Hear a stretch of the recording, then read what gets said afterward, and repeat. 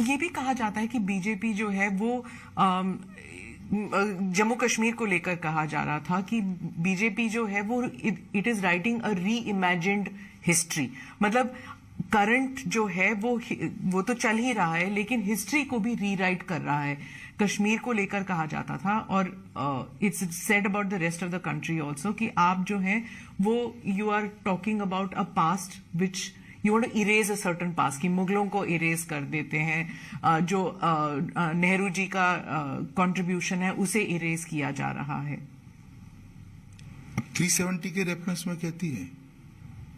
सिर्फ 370 नहीं तो नेहरू जी के कारण 370 ही आया। तो हमारा तो एजेंडा है 1950 से डाला तब से है कि नहीं होना चाहिए था, इससे देश का नुकसान हुआ है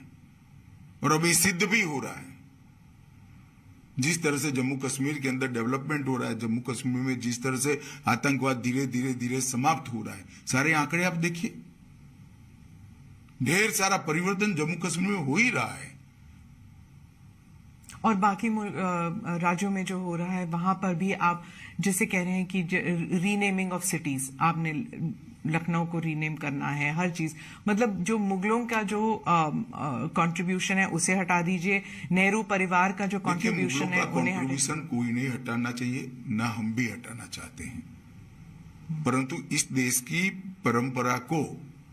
अगर कोई स्थापित करना चाहते हैं तो इसमें किसी की आपत्ति नहीं। और जो रीनेमिंग ऑफ सिटीज की बात चल रही है, देखिए एक भी शहर ऐसा नहीं है जिसका पुराना नाम न हो और बदला है। इसको हमने बहुत सोच समझकर हमारी सरकारों ने फैसले लिए हैं और हर सरकार का विधायी अधिकार है। जी 2024 को लेकर आप समझते हैं क्या आप ऑलरेडी एक एजेंडा लेकर चल रहे हैं कि 2024 के इलेक्शन के लिए क्या मुद्दा होगा बीजेपी के लिए, क्या मैसेजिंग होगा? देश का विकास, सुरक्षित देश से अर्थतंत्र को विश्व में सबसे तेज गति से बढ़ने वाला अर्थतंत्र बनाना, भारत का गौरव